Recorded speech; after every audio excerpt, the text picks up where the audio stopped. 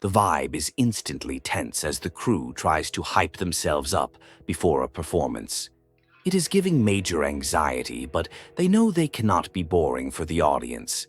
There is a lot of pressure to make it snazzy and not just noodle around, setting a high-stakes tone right from the jump. Beat runs into Quaver, who immediately clocks the guitar and realizes how dangerous it is. They have to hide the gear because getting caught by the Toothpaste Police would be a total disaster. It is a chaotic introduction where boundaries are non-existent, and the stakes are instantly set high for this unlikely duo. The group gossips about Crest, describing him as a guy who looks like he has never been slapped, which is such a specific and devastating read. They realize the situation is getting messy with law enforcement involved, and honestly, the tension is starting to feel incredibly real and scary for everyone involved. Quaver pulls a fast one on a guard, claiming Beat is her chaperone for a library trip. It is a bold lie, but she sells it with straight confidence. The guard is suspicious, but buys the responsible adult act, proving that sometimes you just have to fake it until you make it.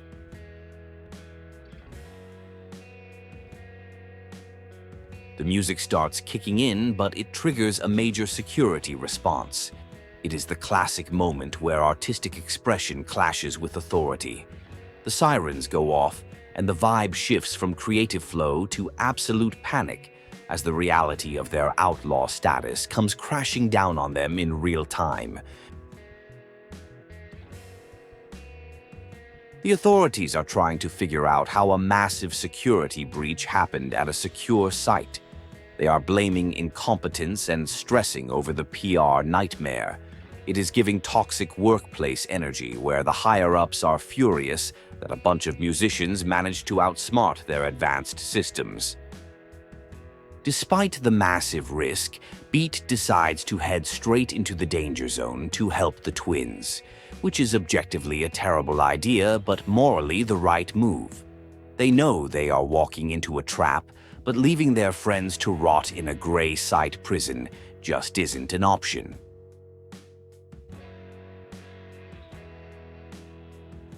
The rescue mission flops immediately, and everyone ends up getting processed into the facility. The guards are dehumanizing and rude, calling them freaks. It is a harsh reality check that playing hero often just lands you in the same cell as the people you were trying to save.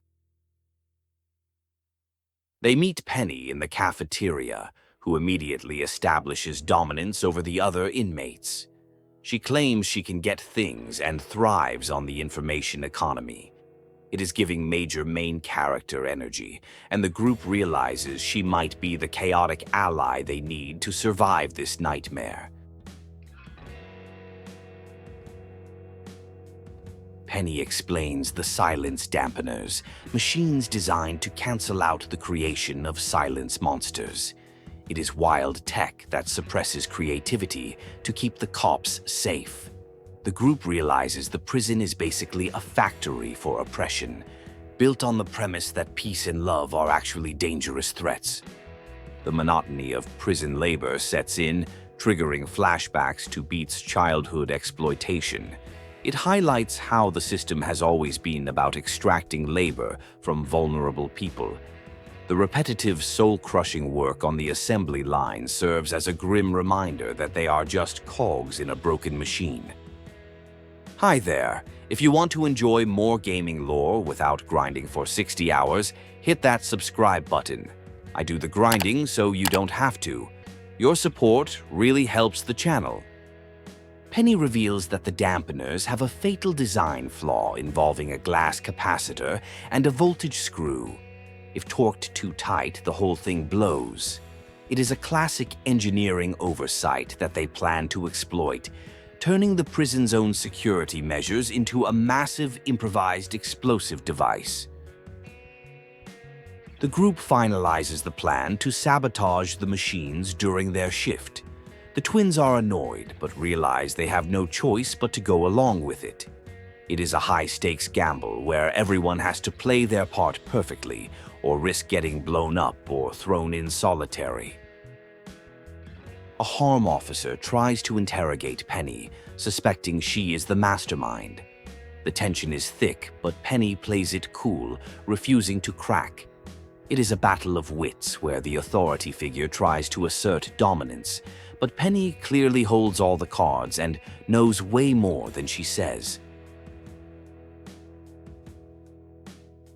The plan actually works, triggering a chaotic explosion that blows the facility wide open.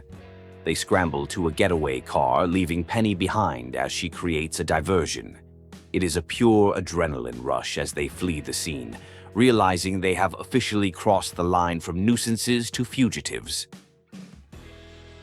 The group ends up trekking through sewers and pipes, which is extremely unglamorous. They are being shot at with rubber bullets, and the reality of being hunted sets in. It is gross and dangerous, but they are surviving on pure spite and the need to keep moving forward. They trudge toward a small township on the outskirts, exhausted and carrying damaged instruments. Quaver's knowledge of the area proves useful, even if the others are skeptical. It is a bonding moment born of misery, realizing they are stuck together in this mess, whether they like it or not. They stumble upon infrastructure that looks suspiciously expensive and clean, hinting at a hidden facility. It is a major red flag that they are walking into something way above their pay grade. The contrast between the slums and this high-tech zone signals that the corruption goes way deeper than they thought. Back at Harm headquarters, the leadership is spiraling because the prison break looks terrible for their image. They are trying to spin the narrative and mitigate the embarrassment. It is satisfying to see the suits panic, realizing that their control over the situation is slipping through their fingers. The fugitives find an old, rundown shack to lay low in. It is dusty and smells weird, but it is better than sleeping in a sewer. They try to make it livable, fixing a generator and scavenging for food, creating a temporary home base in the middle of nowhere. The adrenaline wears off, and the emotional weight crashes down. Quaver is traumatized, and Beat tries to comfort her, but they are both struggling.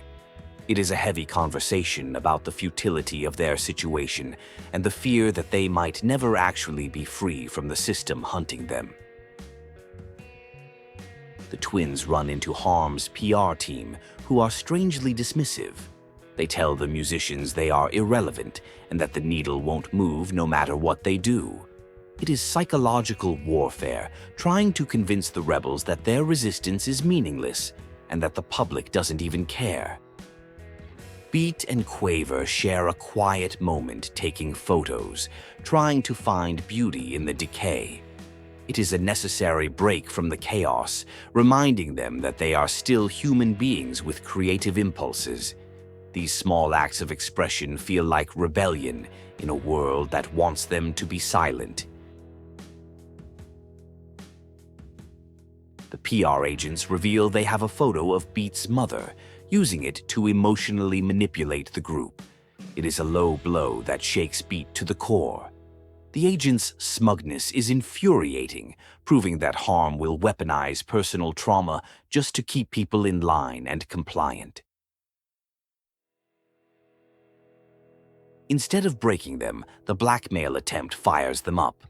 They decide that if Harm thinks they are irrelevant, they will become impossible to ignore. They choose to stop running and start being actively scary, turning the fear tactics back on the people trying to oppress them.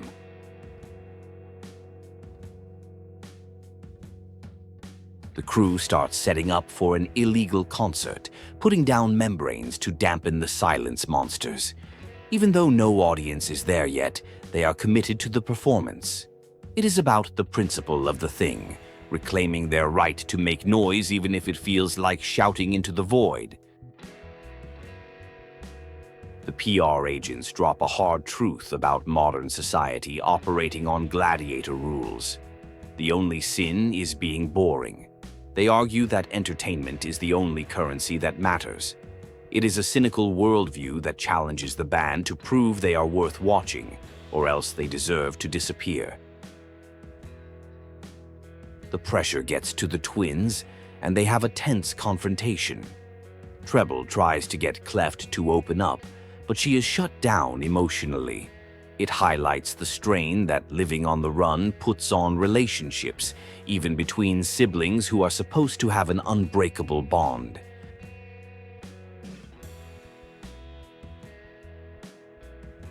The group realizes they need to escalate. Since the cops investigate every noise, they plan to overwhelm the system with a massive concert at a strategic location. They debate whether it counts as terrorism or art, deciding that if the system calls everything a threat, they might as well go big. They analyze a map and realize there is a massive blank spot guarded by police, which must be a secret harm facility. It is the perfect target. They decide to hit the authorities where it hurts, using their own security protocols against them to create a scene that cannot be swept under the rug. The heist begins as they infiltrate the facility through a high window. It is tense and requires physical agility they barely have. They are stealing contraband and hijacking the facility's own resources to fuel their show, turning the tools of oppression into the instruments of their revolution. Crest gives a press conference painting the band as dangerous criminals. He is clearly conflicted but sticks to the script, framing their artistic expression as a threat to public safety. It is a frustrating display of how institutions protect themselves by demonizing anyone who challenges the status quo. The band prepares for a gig for wealthy elites, noting that money cancels out police attention. It is a cynical observation about how the rules don't apply to the rich. They plan to play louder and looser, knowing their audience's bank accounts provide a shield against the consequences everyone else faces.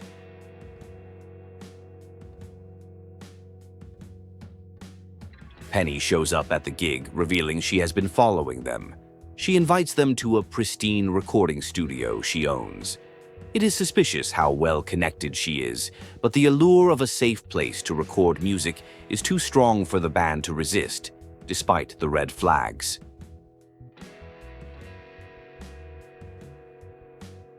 Back at the hideout, they struggle with basic needs like laundry, hacking a machine to work.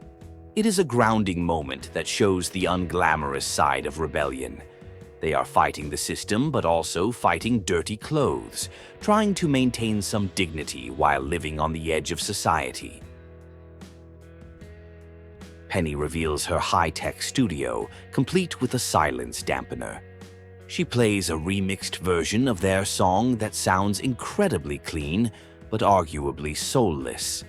The band is torn between the professional quality and the feeling that their raw, messy emotion is being polished away by technology. The group debates the merits of Penny's digital reconstruction of their music. Some think it lacks the grit that makes them real, while others see it as the only way to get heard. It raises questions about authenticity versus accessibility and whether selling out is necessary for survival.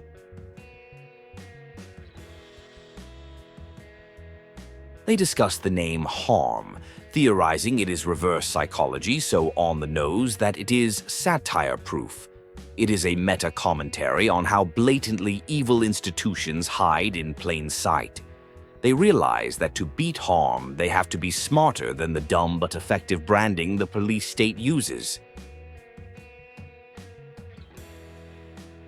Beat goes on a rant about the phrase party pooper and how language shifts.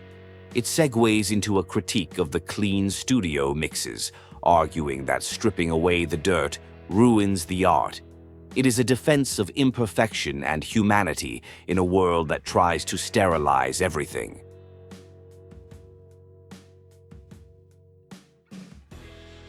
Quaver tries to explain acoustic beats and wave interference to the group.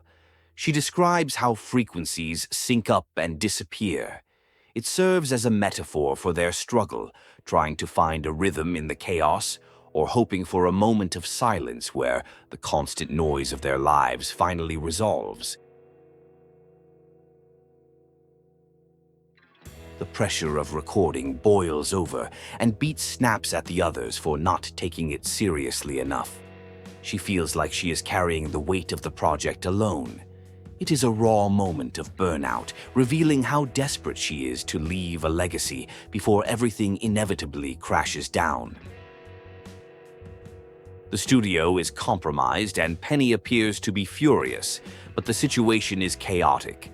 Harm agents raid the place, destroying the equipment. It is a devastating blow that ruins their hard work and forces them back into survival mode, turning their creative sanctuary into a crime scene. Penny reveals a device that isn't a time machine, but a window into collective emotional memory. She explains that silences are holes in reality, filled by human feeling. She admits she is a high-ranking specialist who engineered the whole situation to test her theories, treating the band as lab rats. Penny drops the bombshell that Beat is a 99% match for a silence, basically a human void. She is fascinated by what fills that void.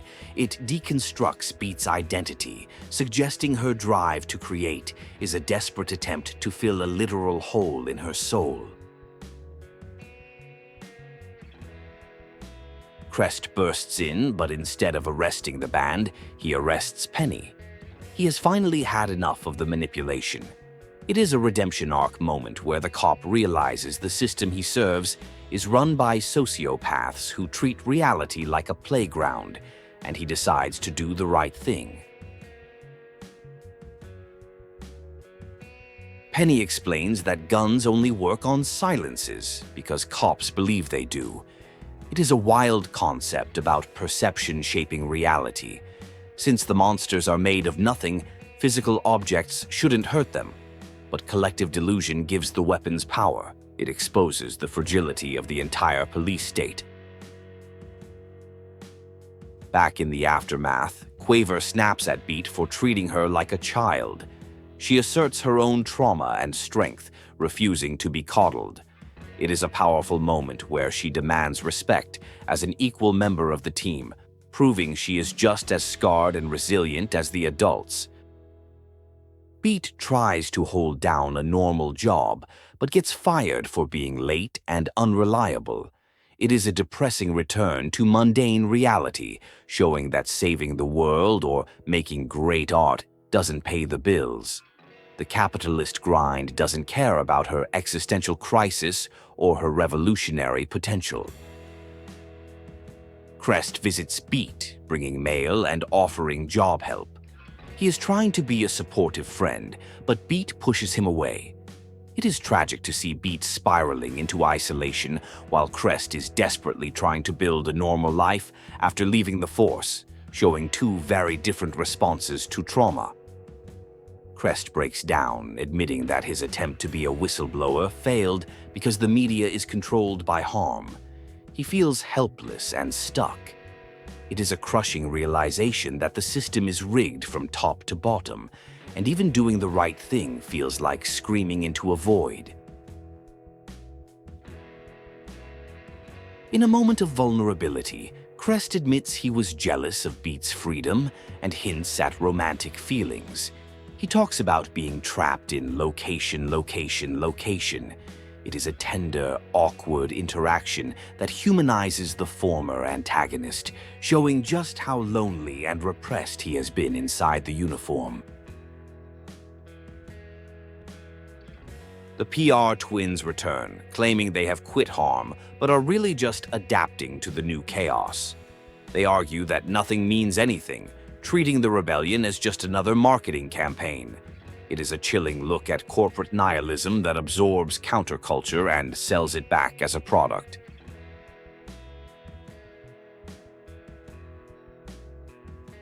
Quaver has a vision or hallucination of her mother, who is supportive but distant. It highlights her grief and the hole left by her loss. She realizes the band is falling apart and she is being abandoned again, triggering her deepest fears of being alone in a world that takes everyone she loves. Crest finally confronts Forzando, the head of harm. Forzando is unrepentant, viewing his authoritarianism as necessary order. Crest realizes he can't change the system from within because the system was designed to be this way. It is the final severance of his ties to his old life. Penny explains that the apocalypse isn't her doing. It is the nothing becoming something. She theorizes that there isn't enough human emotion to fill the voids anymore. It is a bleak cosmic horror realization that reality is unraveling because people have stopped feeling deeply enough to sustain it. Penny uses a cancer metaphor to describe the state of the world. You either lose slowly or lose quickly. She admits she is tired of losing slowly. It is a moment of dark acceptance, acknowledging that the fight is likely unwinnable, but the struggle itself is the only thing left. Beat reflects on what drives her. It is partly spite against those who doubted her, but also fleeting moments of connection with her own soul. She describes a feeling of lightness that words cannot capture. It is a beautiful defense of artistic pursuit as the only way to touch the divine.